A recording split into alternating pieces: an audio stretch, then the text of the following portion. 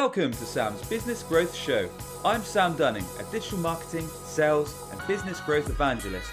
Tune in and subscribe today as I'll be interviewing business leaders, experts and entrepreneurs from around the globe.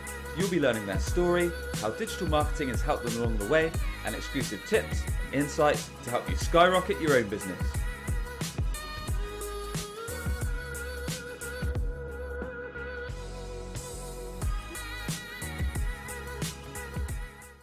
And welcome back to a fresh episode of Sam's Business Growth Show. I'm delighted today to be joined by Alison Edgar. Alison is the director at Sales Coaching Solutions Ltd. She teaches startups, micro-owned and managed businesses and sales team on how to sell fantastic products and services over and over again. According to Forbes magazine, 90% of all startup businesses fail. Alison made it her one mission to flip this statistic on its head and give every business a fighting chance. She's been crowned the Entrepreneurs Godmother by a plethora of successful entrepreneurs, including Dragon's Den and Apprentice winners. In recognition of her outstanding contribution to enterprise, Alison was invited to attend the Queen's Royal Garden Party at Buckingham Palace and was named one of the UK's top 10 business advisors.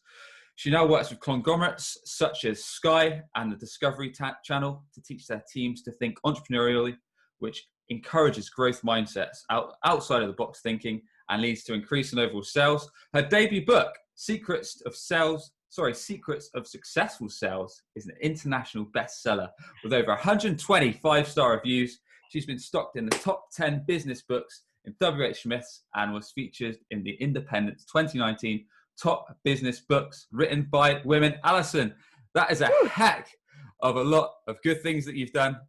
A very warm welcome. How are you doing?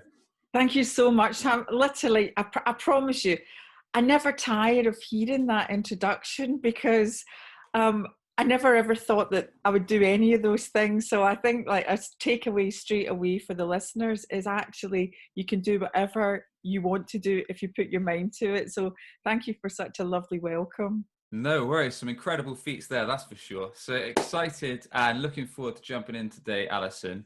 And as always, there's a few main things that we'd love to learn from yourself. We want to learn your top business growth strategies. We want to learn your top digital marketing and marketing general tips for the audience. But before we get to that good stuff, we'd love to learn a bit more about yourself. So where you grew up, a bit more about your story really, Alison. So some of the key businesses you've worked at and some actionable tips in business, sales and marketing that you could share with us, please. For sure. So as you can hear by the accent, I'm Scottish. I don't know if you've had any other Scottish people on the podcast so far. I don't think we have, actually. I don't think we have. So I'm your premier Scottish person. So although we live not too far away, like I'm in Wiltshire and you're in Somerset. So you know, we met through LinkedIn, and LinkedIn makes the world so small, doesn't it? You can fit the world in your pocket as far as LinkedIn goes. So it's interesting. Originally, I would never have classified myself in sales or in business.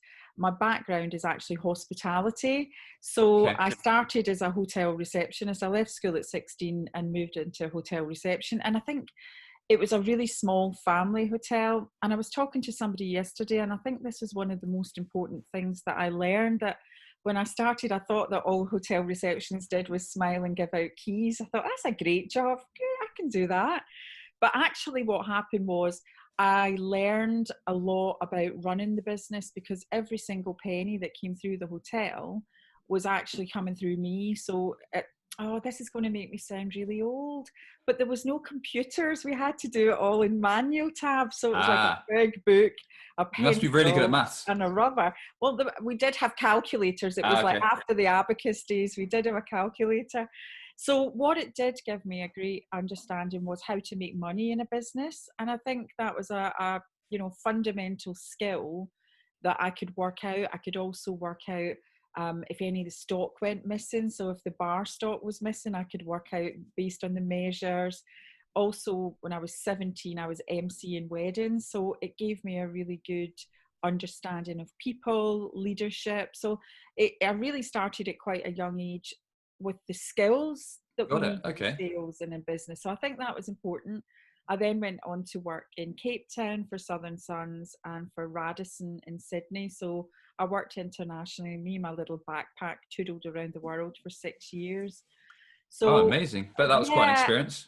Well, again, it's bringing it back to the listeners that, it was a really frightening thing to change and move countries and do that on my own. And I think we become quite complacent in our path, and we take the path of least resistance. And sometimes actually to fill your full potential, you have to be brave and be bold and do things differently, especially now, the way the world is. A lot of people in sales, potentially losing their jobs and different things. It's, really doing, being bold and making sure you do things differently, because I think it's, fortune favors the brave. So when I came back to the UK, I met my husband, who I'm still married to 20 odd years later, and he was a software developer, and he worked Monday to Friday, 9 to 5. So I had an ultimatum. I think unless I got a job that was Monday to Friday, 9 to 5, I was going to get dumped, Sam. So he was a keeper. I decided I quite liked this one. So I had to get a job Monday to Friday. And at the time, they were advertising for one of the first outbound call centres that BT had ever opened in the country. Interesting. So, okay. DMDR, direct mail, direct response. So I had never been sales trained. And they used to literally take 200 of us. So they opened the call centre at the same time, and they would take us from Glasgow on a Monday morning down to Milton Keynes, because Milton Keynes was the main training for all of BT. And then on a Friday afternoon, 200 Scottish people returned over the border with the bar open. So I apologise to anyone that was on that train. But that was on a right Friday pie. afternoon from Milton Keynes to Glasgow Central. But what, the really important thing with that was I was taught sales. And I think this is interesting because a lot of people, the gift of the gab, they move into sales, but they're not actually given any proper regimented training on how to sell. And I think, ultimately sales training as a sales trainer is, I believe that you've got to know the sales process like the back of your hand, because when I watch somebody who can sell now, I call it the magical dance, because if they really love sales, if they really, know the process, I know the next word that's coming out their mouth. It's like watching, Swan Lake, the next Paddy Bar that's coming out, and that's like sales. So, you're bringing that back to the listeners. If you have moved into a sales job and you've not been given structured sales training through your company, then you need to be investing in that yourself. You need to be buying good books. One of the things we were saying off air, Sam, is obviously you've had some stonking names on this podcast. You've brought in the greatest of the great in this arena. Listen to podcasts like yours, because the little nuggets will really help the listeners. So appreciate it. So just before we move on, I like that you said a couple of things there. Before, when you said when in Cape Town for 6 years traveling, I love the fact that you said be bold and be brave in sales. So a lot of us can be guilty of getting stuck in a rut, and we think like, I haven't hit my sales target for the last 2 months, but I'm going to keep doing the same thing. I'm going to keep sending emails. I'm going to keep doing cold calls. I'm going to keep sending spammy DMs on LinkedIn. So when you say be brave, are there any tangible examples you could give us of that, Alison, of unusual ways to break the mold and reach out to our ideal customers? Yeah, I mean, it's interesting because I know that your very first guest was Dan Disney, and I'm a huge fan of Dan. And I love the way that Dan and Daryl from Vanilla Soft bounce off each other. And I'm a real fan of, I would say, social marketing meets social selling. And I think that's how you do it, right? So this is a really great, tangible example of what I mean by that. So I'm a real avid, when we look at digital marketing, like I'll post an engagement post twice a day, usually on LinkedIn, and have a good open question. So what's your thoughts on that? How do you do this? Blah, blah, blah, blah, blah. And what that does is, I've got about 20,000 connections that I've built up over the years. And a lot of them are really active. A lot of them are like a bit of a fan base in there. They love the work that I do. They comment on it, which obviously shares it around their connections. So a lot of people will view my profile. And I think this is the thing, that by generating that, marketing strategy, people will look at who's viewed the profile, but then they ignore it. And I'm thinking, well, that's like getting in a room, somebody smiles at you, makes eye contact, and then you diss them. Why would you do that? So I'll give you 2 examples of how this has really paid off. And again, It is a numbers game. Like we would have gone in the cold calling world, dial. So sometimes you'll start connections and they're not the right type of customers when you qualify them. But 2 people, this has happened twice to me, and they've viewed the profile. And I've said, thanks very much for viewing the profile. Were you looking for something specific? Just updating your network, what's happening in your world. Again, good open questions. To me, that, like, you can say all you like about sales, but it hasn't changed. If you ask a good open question, you're going to be able to start a conversation. And that's all sales is. So on both occasions, the first time it happened, someone said, I'm looking to run the first event in the Middle East of its kind to teach entrepreneurism in sales. The second time, it said, I'm running an event for the European Commission in Brussels, and I'm looking for a keynote speaker. So again, just by... Not bad leads then. Not bad leads, and generated from nothing, and this Excellent. Is what I think is social selling. So if you're not doing that, you should be doing, or if you look at somebody's profile that, again, I look at a networking and I call it snog, marry, avoid. So not really marry them, but hypothetically a highly qualified prospect, then what you would do is they would probably look back at your profile and then you could start to engage that conversation. Imagine it, you're at the pub, you're, quite fancy somebody and you're having that, it's the same thing, isn't it? So, and I think this is really important. So many people then start to continue the conversation on DMs or maybe email. Don't get it off LinkedIn and get it on Zoom or get it on the phone. And that's exactly where, to me, that's where marketing and sales really, marketing ends at the moving it on to Zoom or phone call. And that's where sales begins. And I think that's where the beautiful dance between sales and marketing really starts to pull together. And, touch wood, I ran the event in Kuwait and I was due to speak at the European Commission in front of 600 people on the 17th of March, which was obviously cancelled for obvious reasons. But sure. You know what? They still paid me. It's still my client. I can still say that I've worked with them.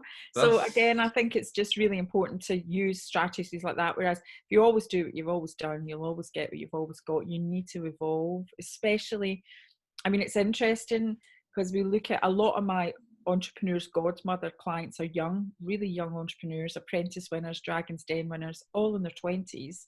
And then I train people my age, middle age, should we say. And I think it's, again, the young people that I tend to work with, they love LinkedIn, they love, using the social, but they're not as keen on the phone.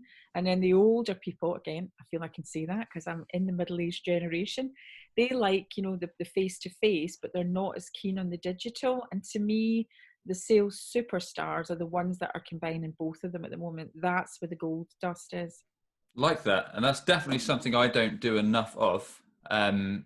Maybe I call it because I'm too busy. I post a heck of a lot on LinkedIn, but I don't really utilize the "who viewed your profile" section much. So often, that's gold dust. Yeah, I know. It sounds like it. What I do, if someone views my profile, I usually connect. And if they look like a prospective customer, I might send a tailored message. But what you've said there is a really, really good actionable tip for everyone to start doing, because they can.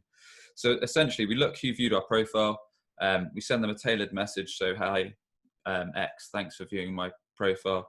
I wondered what piqued your interest to browse, or something open-ended like that. I sometimes do alternative close in there. Were you looking for something specific or just updating the network? Or because I think sometimes, because again, as trained salespeople, we want to go, what were you looking for? Why were you looking? Because we want to always stick to open questions, because that's, again, one of the key things, isn't it?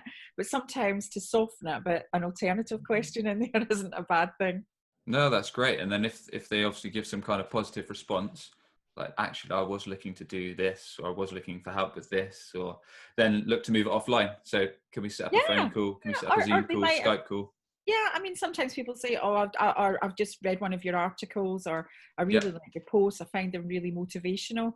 Oh, that's great. And again, then you go back to say, "Oh, what was it about that post that you really enjoyed, or what was it about my article?" Again, you can have that conversation, and then flip it back to them and find out what's going on. And again, it's just qualification. It's what you would do if you were doing it on the phone. It's just, to me. People ask me all the time, and you must get it as well, is cold calling dead or alive? Well, it's a combination of warm calling and social marketing, I think, is where we're at now. I would really challenge any company that says, I've got a guy that sits in a booth every day going, can I speak to the person that deals with you? And I'm making them do 100 calls a day, because it's not 1984. That's not what we should be doing in sales. We don't have to do it that way anymore. In B2B especially, in B2B it shouldn't be cold calling really anymore, should it, with all the information we've got? Well, it's quite interesting, because I don't actually think that B2C is sales anymore. I think it's purely marketing. So the way that I describe it, and I talk about it in the book, Secrets of Successful Sales, is that, and it's really interesting, because I know that, Sam, your listeners are obviously sales professionals, entrepreneurs, and sales leaders. And I think a lot of the stuff,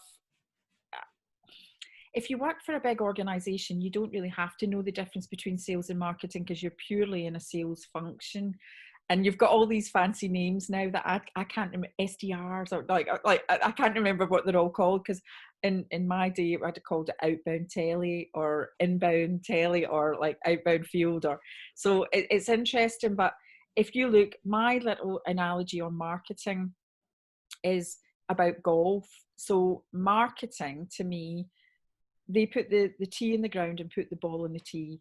So your LinkedIn profile, your LinkedIn posts, your emails, your tweets, your website, your mail shots, all of that is marketing.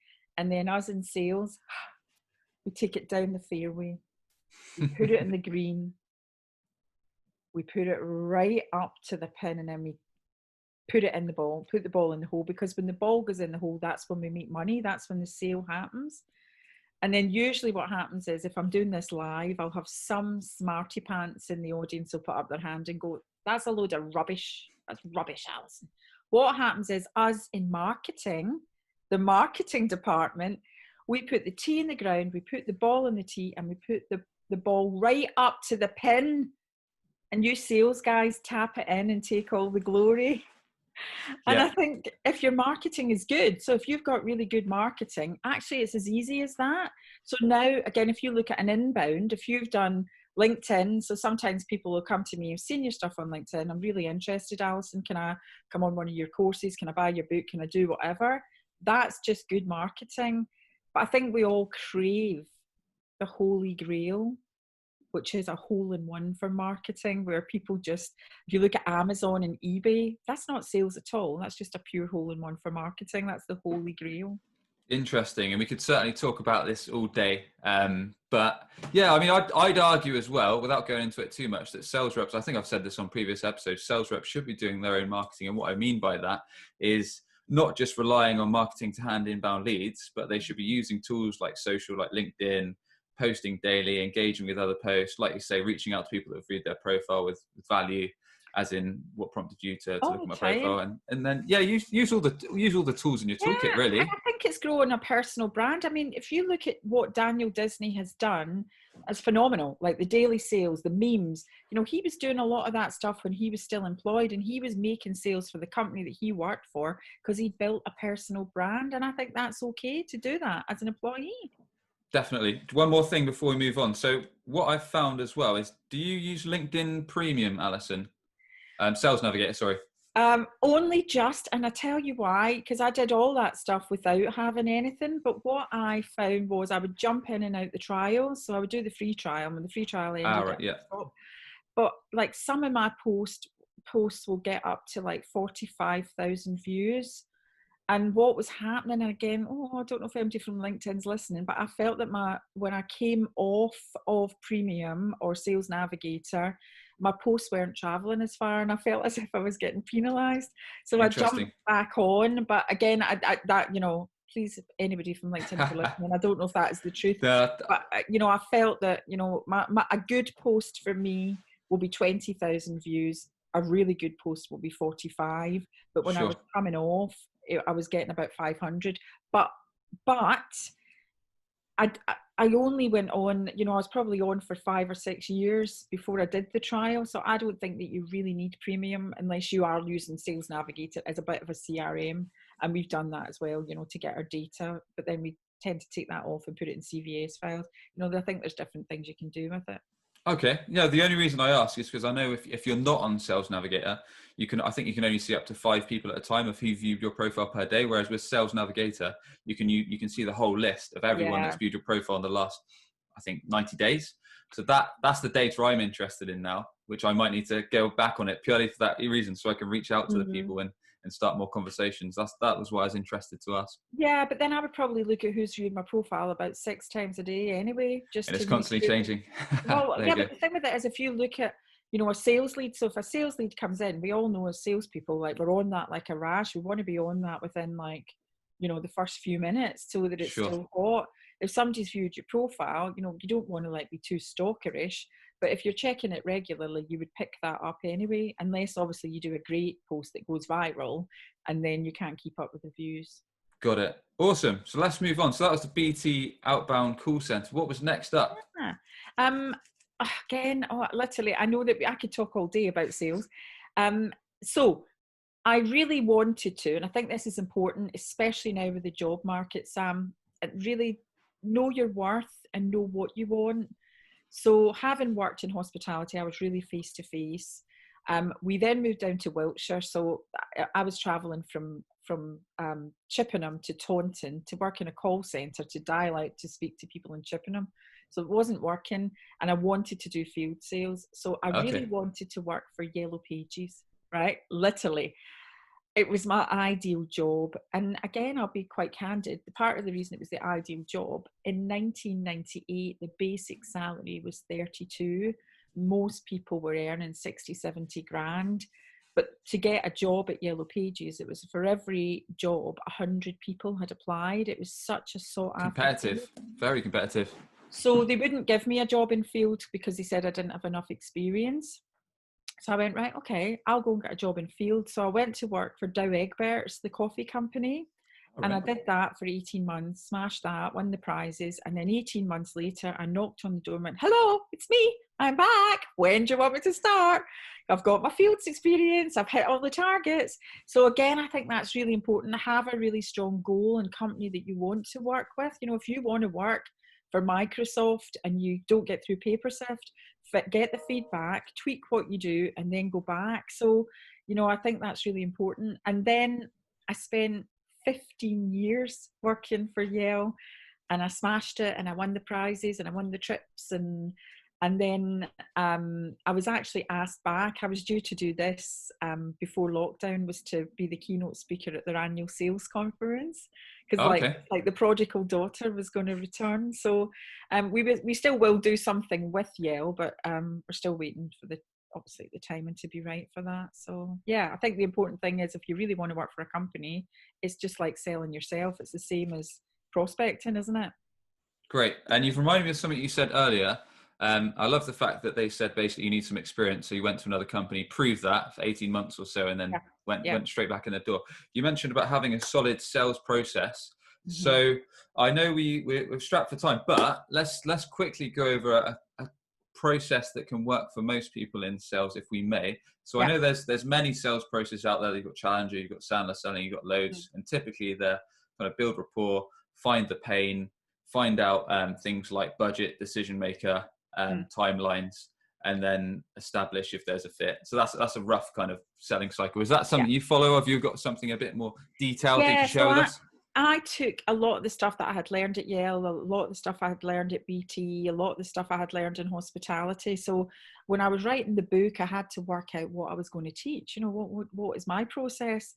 So I look at, again, the customer in the middle, and a lot of the stuff I do is around DISC. I'm a DISC practitioner, so around understanding behaviors. And, one of my things is don't treat other people how you want to be treated, because that's how we were all brought up. So flip the coin and treat them the way that they want to be treated.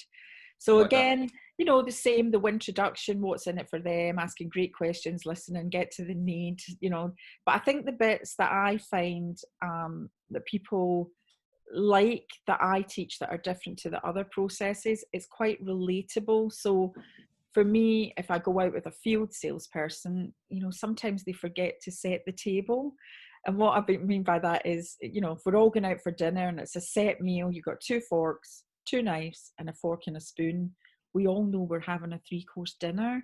People start to go in and do the questions without saying, look, I'm going to be asking questions around this and the next thing. It's going to take about 30 minutes. And what my expectation is at the end of this, then I'll be taking that away and we'll come back. We'll set another appointment and we'll do this, because then everybody knows what's going on. Sometimes when people don't set the table, the customer's got no idea why somebody's asking those questions, and it goes skew-if, it just goes off. And I mean, it's interesting you talk about challenger sale, because I'm a believer in challenging, but the problem is so many people haven't earned the right to challenge, and it can become quite aggressive, especially again in a male to male sales. Sometimes again, as a woman in sales, I feel we've got a bit of an advantage, because we can get round things a little bit slicker and quicker without it being so confrontational. But I've seen some horror stories for people challenging at the wrong time and it not working out so well. It can be tough, and you're exactly right. I actually had a call that was similar to that this morning, really, with a guy that was strapped for time, and I was trying to find out a bit more about an inquiry made with us via email. I think it was a while ago, and yeah, just very, very confrontational. Like, I've already got something in place for this. Just not really wanting to talk. So if you've got any tips for how we can kind of, let's say, diffuse people that are in, they might have had a really bad weekend, everything might have gone, their wife might have left them, their dog might have died, their cat just got run over, they've just picked up the phone to a sales professional. How can you calm someone down that's a couple of things, I think, and this is quite controversial, right? Because, and I know it's a closed question, but, it's now a good time to have a conversation about this, because you don't know what's going on. And a lot of people, especially when they phone me, Sam, I get so irritated. They don't even ask me any questions. They just boom with all the garbage. I'm not interested. And that makes me mad. So sometimes actually it's the salesperson's actions that cause that friction, because people are scared to ask, is now a good time to speak, in case they jump off the hook. But if it really isn't a good time to speak, why would you try and get somebody to speak? Because they're never going to buy from you anyway. How are you fixed for a few minutes now? No, I'm under a car, or I'm, cleaning up child sick or whatever. Sure. Your timing is everything. The point about the Yale story is it took me 18 months to go and get a job with them. It's based on the time and being right. So I would say that's that is it. And so many people say, don't say that. I disagree. I completely disagree with that. The other thing is the behavior. So if that's a task-focused extrovert, if that's a red on the DISC spectrum, then they will not cut, they've got no emotional connection to you. They're not focused on people at all, only the task. And that's why so many people, again, try and be polite. They don't change their behavior. Whereas, again, if it's somebody like that, Dave, I need to talk to you for 2 minutes. We were talking about this. How are you fixed to do that now? No, I've not got 2 minutes. Give me a call back on Tuesday. Right, Dave, what time? And Dave, just out of interest, if 1 means that, this is never going to happen, you're just trying to fob me off, and 5 means you really want to talk to me, where are you on a scale of 1 to 5, Dave? Oh, I'm interested. I think it's just not a great time. Scale it in, test their intention. Unless you've only got 3 customers in the whole world and you need to treat them with kit gloves. I think, again, that's what I mean by challenging. And again, I know that my tone, my pace at the moment is quite fast and quite aggressive, but that's because we're running out of time. Yeah, no, that's fair enough. And actually, it's, you look at the person that you're dealing with. It's all in the book, Secrets of Successful Sales. I love that. It's that could also be applied, I guess, when you're reaching out to people, let's say coldish, and they say, "Oh, just send me an email or send me some information," and things like that. And it's like, well, if you use your scale that you've just measured there on a scale of kind of 1 to 0 being not interested, 5 being very interested, where would you place yourself? If they say 0 or 1, they just want the email to get you off the phone. If they actually peak it higher, then they actually do want to hear from you. So yeah, definitely. And the other thing with that is, again, if you look at the behaviors, a green, who's a relationship focused introvert, so already my tone and my pace is a little bit softer. And what will happen with them is they don't like to tell you no, so they ghost you. So I'm sure everybody's got people in their pipeline that are being ghosted, and actually you thought they're quite nice, they're a really nice person, and it's just they fear to say no to you. And especially if you're a red salesperson, you're going, I need to know now, I want it now, press the order, press hard, 5 copies. And the green, they go, well, that's no problem, could you just send me an email to nevergonnahappen.com, and then what I'm going to do is I'm just going to ghost you for the rest of your life. So, you know, and I think the behaviors is such a key part of it. And so many people don't know it. They've never been taught it. And I think, again, it depends. When you come from a big corporate company, they ram it down your neck forever. But if you're in a small organization or you're an entrepreneur, this stuff is one of the massive keys Definitely around the behavior. Great tip. Love it. Okay, so moving on, was there any more actionable tips you could share with us before you decided to take the leap, Alison, and set up on your own? So, I mean, I think for me, I didn't really want to ever set up my own business, but I think another key tip is, and I think now that the world has changed, that you have to believe in what you sell, because if you don't 100% believe in it, you're really going to struggle to sell it. And again, it's interesting around entrepreneurism, because a lot of people talk about, you know, would you like to make 6 or 7 figures? You know, do you want to get rich quick? Blah, blah, blah, blah, blah, blah.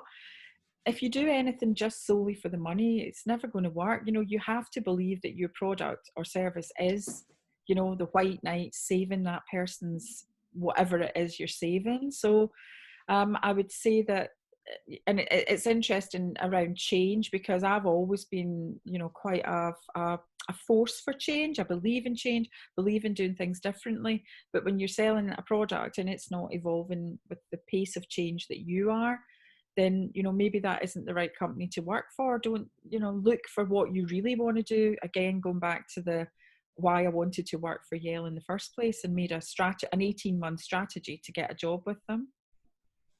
Love that. Okay. Yeah, you've got to enjoy it. You've got to be passionate. I couldn't agree more.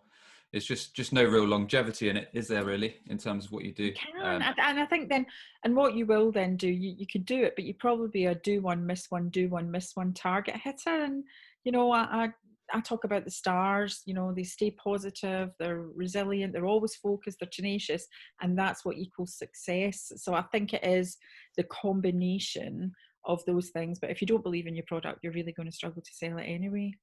100%. Right. Let's talk a bit more about your company, Sales Coaching Solutions Ltd. I know you've acquired some great customers, as we said in your intro, such as Sky, the Discovery Channel, and many more. So it'd be great to learn a bit more about how you set up, Alison. Was it easy? Did you have a line of customers knocking at your door saying, please work with me, please work with me? Or were you hitting the phones? Were you hitting the emails? Were you using digital marketing? Tell us a bit more about what the early days were like and how you scaled it up.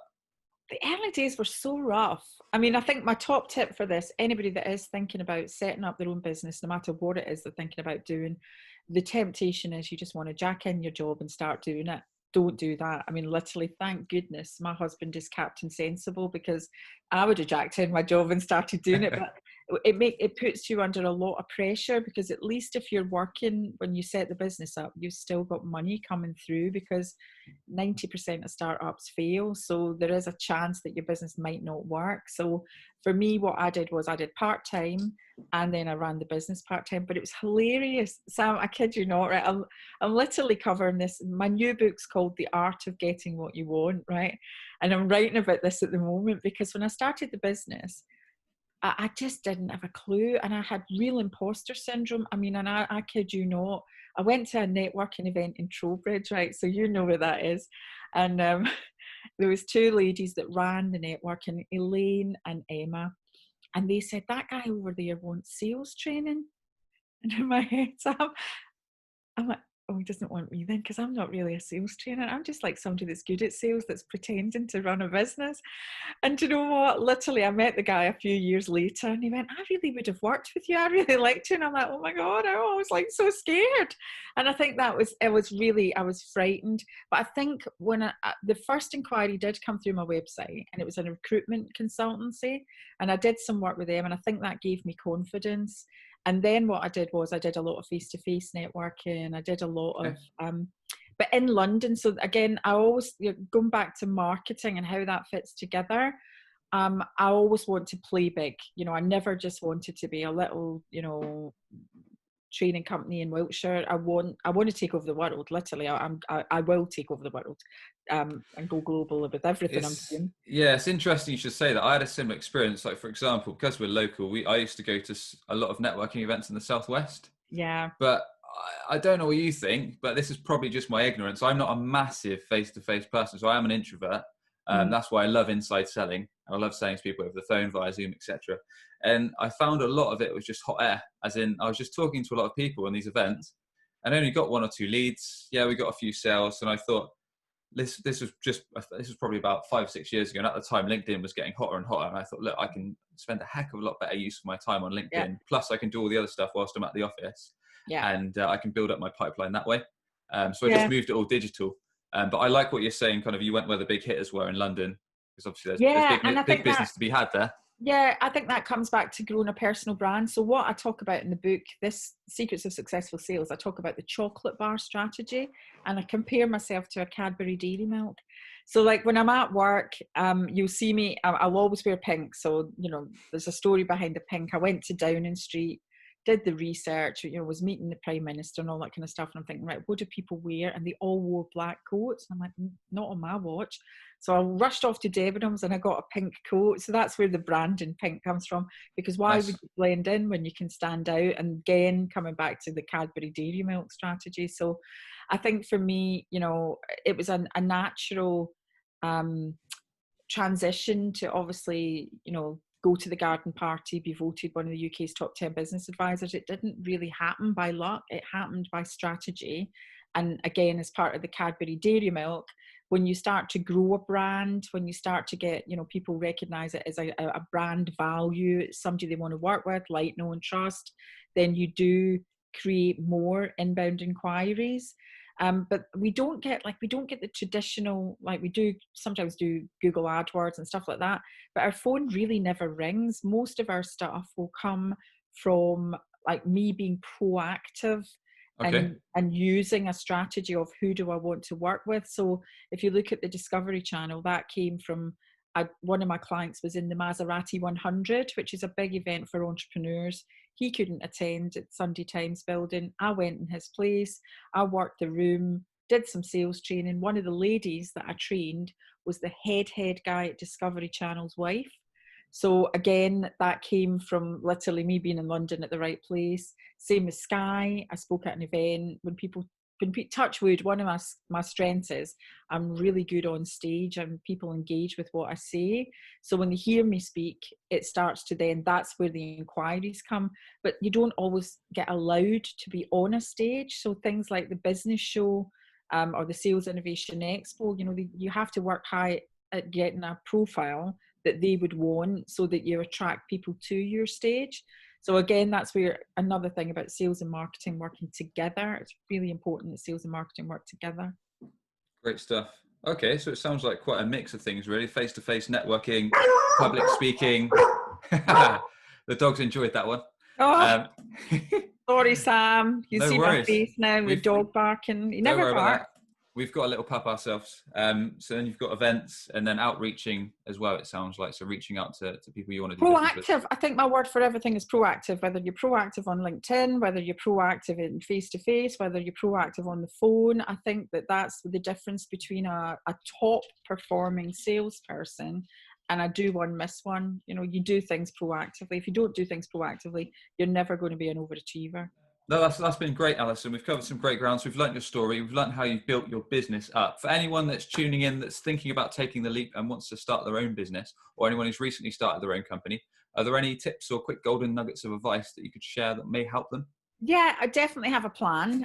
Definitely set good foundations. Definitely learn to sell. So many people annoy me because they think, oh yeah, I'm going to set up a business, and then they go, oh yes, and I'm going to get a salesperson. And well, you know how much a salesperson costs. They're a commodity. A good salesperson is a really costly asset.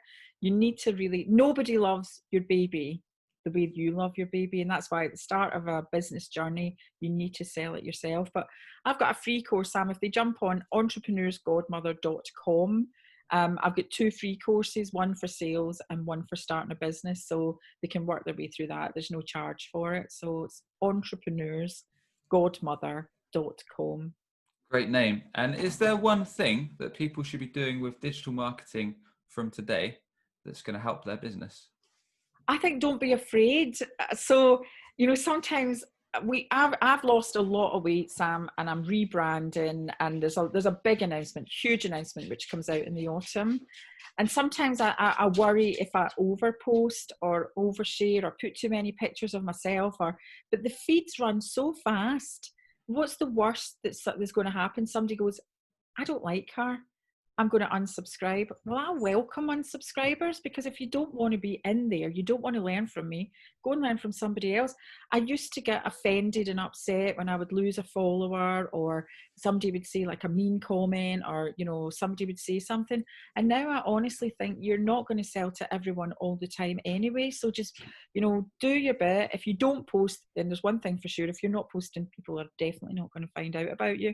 So, that would be my top tip. Don't be afraid. Think of new angles, finish on an open question, and try and get some engagement that grows your profile. Awesome. Love it. And completely agree. I mean, there's well over 600 million people on LinkedIn. So when it comes to social, especially, if someone follows you, it's not the end of the world. There's a few more million people there to do business with. Yeah. And I welcome them. I've got a thick skin, like a rhinoceros, thick skin. It's needed in sales, that's for sure. Excellent. Well, you've been tuning into Sam's Business Growth Show, where we sit down with business leaders, experts, and entrepreneurs from around the globe. We find out their story, how digital marketing has helped them along the way, and exclusive tips and insights to help you skyrocket your business. Alison, we like to ask everyone that comes on, if you could thank just one person, either dead or alive, having a positive influence on yourself and your career, who would that be and why? Lorraine Lester, who you've never heard of. So Lorraine is my friend from school from way back. And at the time when I didn't know what I was doing. And I think we're all, we get to a crossroads, and it's a bit like Who Wants to Be a Millionaire? We phone our friend. And Lorraine Lester said to me, you're going to set up a sales training company to teach people to sell the way that you sell, from your heart and with your passion. And to this day and forever, I will be grateful to Lorraine Lester. Brilliant stuff. So, Alison, tell us a bit more about your business. Tell us more about the book and how everyone can connect and get in touch with you. So I would adore it if everybody could follow my YouTube channel. So if you find Alison Edgar on YouTube, I'm putting out some amazing content, literally around change, around sales, around entrepreneurship, around confidence. Literally, the stuff is amazing. We love it. So YouTube channel, definitely. On all social, I'm at the Alison Edgar on Twitter, on Insta, on Facebook. And then on LinkedIn, it's Alison Edgar. So that's the best way. If you find me on social, I'm quite easy to find. Or you could use this thing that we use for sales, which we find phenomenal. It's called Google.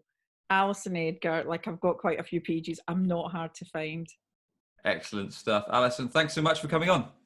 Thank you, Sam. Thank you so much for having me. Are you tired of constantly hunting for new customers? You could be missing out on regular inbound opportunities, all because your website isn't on the first page of Google. Perhaps you're already spending lots of money on advertising, but your website is failing to convert all of your hard-earned visitors into a consistent flow of new customers. If you'd like to learn more about our unusual approach that brings ideal clients straight to you, connect with Sam Dunning on LinkedIn or book a free 20-minute consultation via webchoiceuk.com. That's webchoiceuk.com. Subscribe today for more digital marketing, sales, and business growth tips from the experts.